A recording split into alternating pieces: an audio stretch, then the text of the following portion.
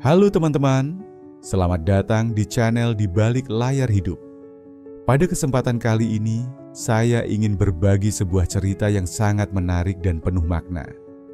Sebuah cerita yang tidak hanya menghibur, tetapi juga memberikan banyak pelajaran hidup yang sangat berharga untuk kita semua.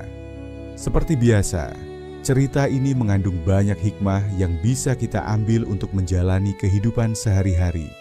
Di sebuah kota yang gemerlap, sebuah becak tua berhenti di depan restoran mewah, memicu tawa mengejek dari sekelompok tamu glamour. Maya, seorang wanita sederhana berusia 30 tahun, turun dari becak itu. Dengan blus pastel, celana panjang hitam, dan tas usang, ia tampak kontras dengan gaun berkilauan dan tas mahal para tamu lainnya. Petugas keamanan pun ragu, menanyakan apakah ia yakin ingin masuk. Maya hanya tersenyum dan mengangguk, melangkah ke dalam. Di dalam, lampu kristal berkilauan dan musik klasik mengalun. Di salah satu meja panjang, Erik dengan jas mahal, Bella dengan gaun sutra, dan Doni yang bertubuh kekar bersama teman-teman mereka langsung mengenali Maya. Senyum mereka bukan senyum ramah, melainkan tatapan merendahkan. Bella dengan sengaja bertanya dengan suara keras, "Kamu naik becak tadi ya?" Tawa lain pun meledak. Doni menyambung, "Kupikir tukang becaknya yang mau masuk." Maya hanya tersenyum dan duduk di ujung meja yang kosong. Tak ada yang mengajaknya bicara. Mereka sibuk memamerkan mobil mewah, berlian, gaji fantastis, dan liburan ke luar negeri. Maya hanya mendengarkan sambil menunduk. Tangannya menggenggam erat tas usangnya. Tak ada pelayan yang menanyakan pesanannya. Kursinya tetap kosong dari piring dan gelas. Maya melihat pantulan dirinya di cermin, duduk sendirian di tengah pesta kemewahan. Bukan karena ia tak mampu, melainkan karena 1 jam sebelumnya ia telah memutuskan sesuatu. Ia telah melihat seorang wanita tua terkapar di jalan setelah tertabrak motor. Dan tanpa ragu, ia menyuruh sopirnya mengantar wanita itu ke rumah sakit. Ia sendiri turun dan mencari becak. Tahu ia akan terlambat dan tak akan tiba dalam kemewahan.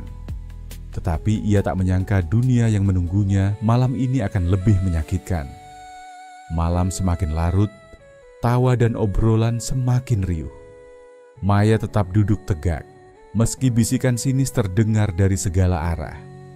Erik berbisik pada Bella, "Dia nggak berubah ya, dulu juga suka sendirian. Apa dia cuma pengen cari suami kaya?" Doni tertawa, "Atau mungkin dia habis dari sawah. Kan katanya bantu bisnis keluarga, mungkin bisnis tani." Maya mencoba meraih gelas airnya, tetapi kosong. Ia melirik pelayan, namun tak ada yang mempedulikannya. Tangannya sedikit gemetar, namun wajahnya tetap datar.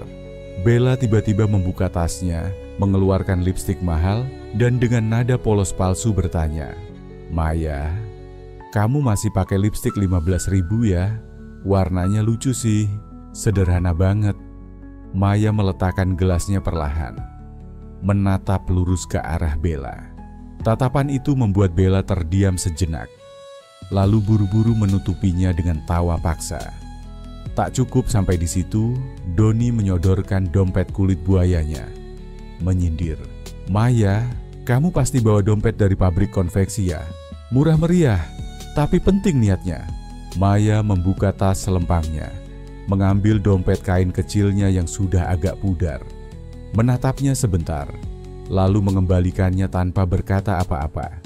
Erik memesan wine termahal dengan suara keras, "Yang paling mahal ya, biar beda dari yang minum air galon." Semua kembali tertawa. Maya bangkit dari kursinya, menatap Erik, Doni, dan Bella dengan tatapan tajam namun sopan. "Terima kasih undangannya. Aku pamit duluan." Bella mengejek, "Belum makan kok udah pulang? Apa takut enggak bisa bayar?" Maya tersenyum tipis, "Aku kenyang." Ia berbalik dan berjalan menuju pintu keluar dengan langkah tenang. Di belakangnya, bisik-bisik sinis kembali terdengar. "Drama queen," gumam Erik. Bella menyender malas. Ya ampun, norak banget. Naik becak, baju biasa, tas lusuh, benar-benar enggak ngerti diri. Namun, mereka tak menyadari malam itu akan menampar mereka dengan pelajaran yang tak akan terlupakan. Setelah kepergian Maya, suasana di meja reuni menjadi lebih liar. Erik memamerkan video mobil sport barunya di layar besar. Bella tak mau kalah, menunjukkan foto-foto liburannya di Maladewa dengan menginap di villa terapung seharga 50 juta semalam. Doni menyela, membanggakan gajinya 200 juta sebulan sebagai direktur di perusahaan internasional. Semua tampak kagum, memamerkan rumah, anak sekolah di luar negeri, hingga apartemen di luar negeri. Namun tak satu pun dari mereka yang menanyakan kabar Maya secara tulus. Pertemuan itu telah berubah dari reuni menjadi ajang kompetisi gengsi. Erik melirik kursi kosong Maya. Kayaknya dia malu kali ya, datang bawa diri, pulang bawa malu. Bella tertawa, dia aneh dari dulu. Cuek, pendiam, enggak pernah peduli penampilan, makanya hidupnya ya gitu-gitu aja. Doni mengangguk, mungkin dia pikir kita masih kayak anak SMA yang enggak peduli status. Padahal hidup ini kan soal prestasi dan pencapaian. Mereka kembali larut dalam lelucon yang mengarah pada kesimpulan bahwa merekalah bintang utamanya. Mereka tak menyadari dunia bisa berputar dalam hitungan detik. Di luar restoran, seorang sopir berdiri memandangi pintu. Ia baru kembali dari rumah sakit setelah mengantar korban tabrak lari yang ditolong Maya. Sebuah mobil sedan mewah hitam mengilap berhenti di depan restoran. Sang sopir buru-buru membukakan pintu belakang. Ia tahu, malam ini masih akan ada kejutan yang jauh lebih besar. Angin malam berembus saat pintu utama restoran terbuka. Maya melangkah keluar, mencari-cari. Tak lama, sedan hitam berhenti. Seorang pria paruh baya berseragam sopir keluar, membukakan pintu belakang sambil menunduk sopan. Maaf baru datang Bu, saya baru selesai dari rumah sakit. Wanita yang tadi selamat berkat ibu, sekarang sudah ditangani, ucapnya pelan. Maya tersenyum kecil. Terima kasih Pak Budi, kita pulang sekarang. Namun belum sempat ia masuk ke mobil, suara gaduh terdengar dari dalam restoran. Erik dan teman-temannya muncul, hendak keluar untuk merokok. Tawa mereka mendadak berhenti saat melihat Maya berdiri di depan sedan hitam dengan pintu terbuka dan sopir yang siap sedia. Erik mendekat, setengah tertawa tak percaya. Ini mobil siapa Maya? Maya menoleh, sekilas mobil saya. Bella yang baru keluar bersama Doni menyipitkan mata, memastikan apa yang mereka lihat bukan halusinasi. Ia memperhatikan interior mobil yang mewah. Serius? Ini sedan kamu? Tanya Bella nyaris tercekat. Maya mengangguk. Tadi saya naik becak karena mobil ini saya pakai untuk mengantar korban tabrak lari. Saya enggak sempat ganti baju. Saya pikir teman lama enggak akan lihat pakaian atau kendaraan. Doni melongo. Erik menelan ludah. Hening mencekam. Maya masuk ke dalam mobil dan sopir menutup pintunya perlahan. Mobil itu melaju, meninggalkan mereka yang masih terpaku. Tak ada lagi senyum menyeringai, tak ada tawa. Yang tersisa hanya tatapan kosong dan rasa malu yang menampar wajah mereka. Namun kejutan malam itu belum selesai. Saat mereka kembali ke dalam restoran, pelayan mendekat membawa nota pembayaran. Maaf Tuan dan Nyonya, tagihan untuk malam ini sudah dilunasi. Erik mengernyit. Siapa yang bayar? Pelayan itu menjawab pelan. Ibu Maya. Beliau sudah menitipkan pembayaran jauh sebelum datang. Dan satu hal lagi, beliau juga menitip pesan untuk disampaikan setelah beliau pergi. Bella memucat. Pesan apa? Pelayan tersenyum. Restoran ini milik keluarga beliau. Dan beliau meminta kami melayani Anda sebaik mungkin, meski beliau sendiri tidak mendapatkan perlakuan yang sama. Kalimat itu menghantam seperti palu godam. Tak ada yang bicara. Lantai marmer yang tadi mereka injak dengan kesombongan, kini terasa seperti menelan harga diri mereka. Meja panjang itu sunyi. Makanan dingin, minuman kehilangan rasa. Hanya keheningan yang menyelimuti wajah-wajah yang tak tahu harus berekspresi apa. Erik menatap nota pembayaran. Angkanya membuat matanya melebar. Lebih dari 50 juta untuk 1 malam. Sudah dibayar semua, gumam Doni tak percaya. Pelayan mengangguk. Betul, Pak. Ibu Maya membayar lunas, termasuk pajak dan pelayanan. Bahkan memberi tip untuk semua staf malam ini. Bella memegangi dadanya. Aku nggak ngerti. Maksudnya restoran ini milik keluarga dia? Pelayan menatapnya sopan. Iya, Bu. Restoran ini bagian dari jaringan usaha keluarga besar beliau. Kami diinstruksikan untuk tidak menunjukkan perlakuan khusus, karena Ibu Maya ingin tahu bagaimana reaksi orang-orang terhadapnya dalam keadaan biasa. Ucapan itu seperti tamparan terakhir. Doni menunduk. Erik memalingkan wajah.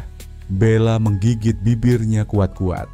Seluruh bayangan tentang betapa rendahnya mereka menilai Maya kini kembali dalam ingatan. Malam yang mereka kira akan menjadi ajang pamer keberhasilan, justru berubah menjadi panggung penghakiman yang memalukan. Mereka mulai bicara pelan, bertanya siapa yang tahu soal latar belakang Maya. Tapi tak satu pun yang benar-benar mengenalnya lebih dalam. Mereka hanya tahu Maya adalah teman seangkatan yang pendiam dan jarang ikut reuni. Dia pernah kutanya waktu kita masih SMA, ujar Doni perlahan. Dia bilang orang tuanya kerja di bidang properti, tapi aku pikir itu cuma alasan untuk nutupin kemiskinan. Erik menggeram kecil. Kita yang bodoh, kita yang terlalu cepat menilai. Di sudut restoran, seorang manajer mendekati mereka. Selamat malam, nama saya Rudy. Saya kepala manajemen operasional dari grup kuliner milik keluarga Ibu Maya. Ia membawa sebuah map. Beliau meninggalkan pesan tambahan untuk Anda semua. Erik dan teman-temannya saling pandang. Bella menerima map itu dengan tangan gemetar.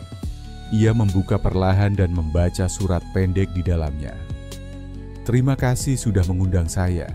Semoga malam ini bukan tentang siapa paling kaya, tapi tentang siapa yang paling bisa menjadi manusia. Untuk semua perlakuan yang saya terima malam ini, tidak perlu meminta maaf, karena pelajaran terbesar datang dari luka yang tidak disangka. Salam hangat, Maya. Tak ada air mata yang jatuh, tapi mata mereka basah. Basah oleh rasa malu, oleh penyesalan, oleh kenyataan bahwa mereka telah mempermalukan satu-satunya orang yang benar-benar mengerti makna sederhana dari pertemuan. Mengenang, bukan membandingkan. Mereka keluar dari restoran tanpa banyak kata. Angin malam yang tadi terasa hangat kini menggigit kulit mereka. Mobil-mobil mewah yang terparkir tak lagi terasa istimewa. Langkah mereka gontai, seperti baru saja kehilangan sesuatu yang lebih berharga dari apapun yang pernah mereka pamerkan. Dan malam itu menjadi malam yang akan mereka kenang seumur hidup. Pagi harinya, suasana di grup WhatsApp reuni mendadak berubah. Yang semalam ramai dengan unggahan foto-foto pesta, kini penuh dengan pesan pendek yang bernada bingung dan tak percaya. Guys, ada yang tahu latar belakang keluarganya Maya? Tulis salah satu anggota grup. Aku cari-cari di internet, nemu artikel tentang grup usaha properti. Kayaknya itu milik keluarganya deh, balas yang lain. Bella duduk di meja makan rumahnya.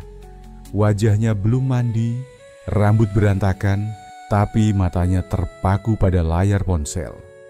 Ia mengetik di mesin pencari, Maya Properti Utama Abadi. Beberapa detik kemudian muncul berbagai artikel berita, laporan bisnis, dan dokumentasi perusahaan.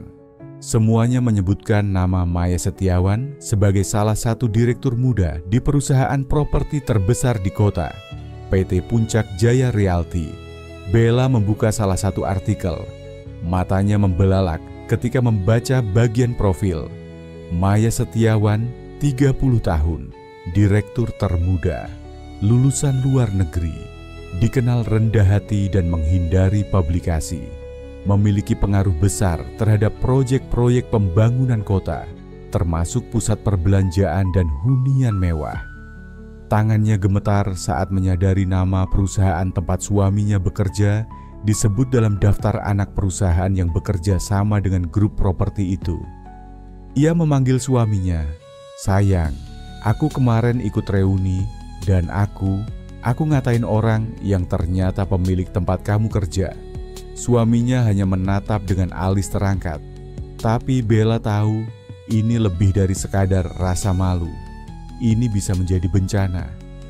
Di tempat lain, Doni duduk di ruang kantornya, membuka folder laporan keuangan.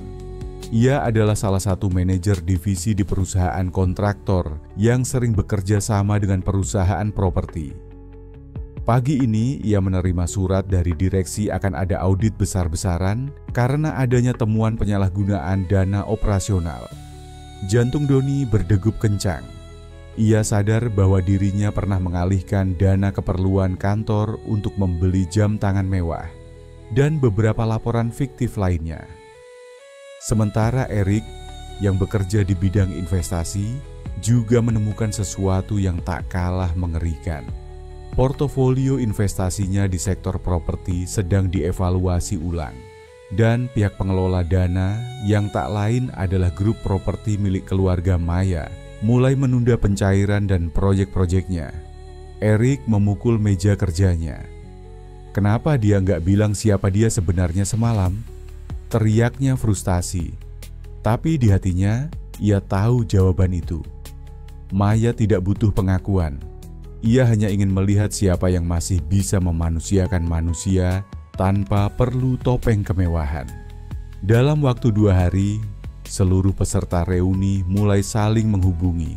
Mereka mulai menyusun ulang cerita di kepala mereka, mengingat kembali momen demi momen yang mereka lewatkan bersama Maya dulu. Mereka ingat senyum tipisnya di bangku sekolah, ingat cara dia selalu membantu diam-diam, ingat bagaimana ia tidak pernah menuntut pengakuan. Dan kini semua itu kembali menampar mereka. Terlambat, karena hari itu juga kabar pemecatan mulai tersebar. 5 orang terlibat penyalahgunaan dana. Nama mereka disebut dalam laporan audit dan keputusan dari atas tidak bisa diganggu-gugat. Satu demi satu, mereka yang semalam menertawakan Maya, kini kehilangan segalanya. Di gedung tinggi yang menjadi kantor pusat PT Puncak Jaya Realty, suasana berubah drastis. Ruang rapat utama dipenuhi wajah-wajah tegang. Di layar besar, terpampang laporan hasil audit internal dengan kop surat bertuliskan Direksi Grup Properti Abadi. Ada 5 nama yang tertera tebal, termasuk Doni dan Erik. Direktur utama berbicara tegas, temuan ini tidak bisa ditoleransi. Ada pengalihan dana ratusan juta untuk kebutuhan pribadi. Seluruh bukti sudah diserahkan ke kantor pusat. Dan berdasarkan keputusan Dewan Direksi, kelima nama tersebut akan diberhentikan dengan tidak hormat. Doni mencoba bicara. "Pak, saya bisa jelaskan. Ini hanya salah pencatatan." Namun suaranya tenggelam oleh langkah kaki pihak keamanan yang masuk ke ruangan. Mereka menyerahkan amplop berisi surat resmi, lalu mengawal kelima orang itu keluar satu persatu. Erik tampak paling terpukul. Ia menolak bicara, hanya mengepalkan tangan dan menunduk dalam. Tak pernah terpikir olehnya, wanita yang ia hina karena datang naik becak kini bisa membuat karirnya hancur dalam sekejap. Sementara di luar gedung, awak media mulai berdatangan. Skandal penyalahgunaan dana oleh jajaran manajer muda sudah bocor. Mereka dibanjiri pertanyaan dan sorotan kamera. Mereka hanya bisa menunduk dan masuk ke mobil masing-masing. Mobil yang dulunya menjadi lambang kesombongan, kini justru mengantar mereka pulang dengan rasa malu. Di sisi lain kota, di sebuah kantor kecil namun elegan, Maya duduk di hadapan tim legal dan keuangannya. Ia memeriksa laporan dengan teliti, lalu menandatangani dokumen yang akan mengubah nasib 5 orang sekaligus. Pastikan pemutusan hubungan kerja mereka sesuai hukum. Dan jangan sebarkan ke media, kita tidak mencari sensasi, ucapnya tenang. Baik Bu, jawab sekretarisnya. Maya menatap keluar jendela. Dari tempatnya duduk, ia bisa melihat langit kota yang mulai menggelap. Di balik kaca itu, ia tahu ada banyak orang yang menilai hanya dari apa yang terlihat. Dan 5 orang itu dulu pernah ia anggap teman. Tapi malam reuni kemarin membuktikan siapa yang benar-benar punya nurani dan siapa yang hanya mengenakan topeng. Hujan rintik turun membasahi halaman sebuah rumah megah bergaya modern di kawasan elit. Gerbang besi perlahan terbuka memperlihatkan halaman luas dengan taman rapi. Di depan gerbang itu, 5 sosok berdiri dengan payung seadanya. Wajah mereka lusuh, pakaian basah, dan mata merah oleh kurang tidur dan rasa malu. Bella menggenggam payungnya erat, tangan satunya memeluk map berisi surat permohonan maaf. Erik berdiri kaku, jasnya kusut. Doni menggigil kedinginan, meski sebenarnya tubuhnya panas oleh kecemasan. Yakin kalian mau masuk? Tanya Erik, suaranya nyaris tak terdengar. Bella mengangguk, kita harus. Kita nggak bisa biarin semuanya berakhir kayak gini. Mereka berjalan masuk perlahan. Seorang satpam membukakan pintu, menatap mereka tanpa senyum. Bu Maya sedang bersantai di ruang baca. Silakan menunggu di ruang tamu, ucapnya dingin. Mereka masuk, duduk di sofa yang empuk, tapi terasa seperti duri menusuk kulit. Beberapa menit kemudian, suara langkah tenang terdengar. Maya muncul dengan gaun santai, rambut diikat sederhana tanpa perhiasan mencolok. Namun kehadirannya membuat ruangan itu seketika sunyi. Tak ada senyum, tak ada sapaan. Erik langsung berdiri, membungkuk dalam-dalam. Maya, kami minta maaf. Kami datang bukan mau pembenaran. Kami tahu kami salah. Bella menyusul, lalu bersimpuh di lantai. Map di tangannya terbuka, isinya berhamburan. Surat permohonan maaf, pengakuan tertulis, hingga dokumen laporan kerugian yang mereka alami setelah pemecatan. Maya, tolong jangan tutup akses hidup kami. Kami rela kerja dari bawah. Kami butuh kesempatan. Doni sudah berlutut. Tangannya menggenggam lututnya sendiri. Seperti tak tahu harus memohon dengan cara apa lagi. Maya memandangi mereka satu persatu. Sorot matanya tetap datar, tak terbaca emosi. Ia berjalan pelan ke arah jendela, memandang hujan yang turun makin deras. Kalian tahu, ucapnya akhirnya, suaranya lembut namun mengiris. Aku datang ke reuni itu dengan hati senang. Aku pikir aku akan bertemu teman lama, mengenang masa-masa polos, tanpa gengsi, tanpa topeng. Tapi yang aku temukan hanya luka yang tak bisa dihapus dengan kata, maaf. Erik menunduk lebih dalam. Kami terlalu sombong. Maya menoleh. Kalian tidak salah karena kaya. Bukan itu. Kalian salah karena menilai orang dari penampilan, karena menjatuhkan orang lain hanya agar kalian terlihat lebih tinggi. Bella menangis terisak. Doni menyeka wajahnya dengan punggung tangan. Tak ada yang berani bicara lagi. Dan sekarang kalian datang setelah semuanya hancur. Setelah dunia kalian terbalik, lanjut Maya. Erik berkata dengan suara patah, kami sudah kehilangan segalanya. Tapi tolong, jangan biarkan kami kehilangan satu-satunya orang yang bisa memaafkan kami. Maya berjalan kembali ke arah mereka. Ia berhenti tepat di hadapan Bella yang masih bersujud di lantai. Aku bukan malaikat Bella, tapi aku bukan juga tempat kalian datang hanya saat terjatuh. Maaf, tapi kepercayaan itu tak akan pernah kembali utuh. Tak satu pun dari mereka sanggup menjawab. Mereka hanya bisa menangis di kaki wanita yang semalam mereka rendahkan. Waktu terasa berhenti di ruang tamu megah itu, hanya suara tangisan tertahan dan detik jam dinding yang terdengar. 5 sosok yang dulu berdiri penuh arogansi, kini bersimpuh seperti anak-anak kehilangan arah. Maya menarik napas pelan, lalu duduk di kursi seberang mereka. Ia menatap mereka dalam diam cukup lama, seolah mengamati jiwa yang telah runtuh. "Aku bisa saja menarik kembali pemecatan kalian," ucapnya akhirnya tenang namun mantap. "Tapi aku tidak akan." Erik mendongak, matanya merah. "Kenapa? Maya, aku janji akan berubah. Aku janji nggak akan sombong lagi." "Bukan soal sombong," jawab Maya. Pesan moral dari cerita ini adalah pengingat yang kuat tentang pentingnya kerendahan hati dan bahaya dari menilai orang lain berdasarkan penampilan atau harta benda. Cerita ini mengajarkan kita bahwa kekayaan sejati tidak diukur dari apa yang kita miliki, melainkan dari kualitas karakter, empati, dan integritas kita.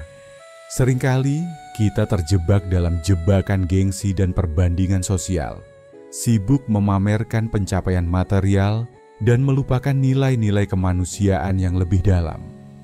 Seperti para teman Maya yang terbuai oleh kemewahan, kita bisa dengan mudah merendahkan orang lain yang terlihat kurang dari kita. Namun, cerita ini menunjukkan bahwa penampilan bisa sangat menipu. Orang yang paling sederhana sekalipun bisa jadi menyimpan kekuatan dan kekayaan yang jauh melampaui imajinasi kita. Pada akhirnya, yang paling berharga bukanlah seberapa tinggi status sosial atau seberapa banyak harta yang kita kumpulkan, melainkan bagaimana kita memperlakukan sesama. Kejujuran, kebaikan hati, dan kemampuan untuk melihat nilai dalam diri setiap individu, terlepas dari latar belakang mereka, adalah fondasi untuk membangun hubungan yang tulus dan kehidupan yang bermakna. Penyesalan datang terlambat bagi mereka yang hanya fokus pada materi, karena pelajaran paling berharga seringkali datang dari luka yang tidak terduga, dan itu adalah pelajaran tentang arti sejati menjadi seorang manusia.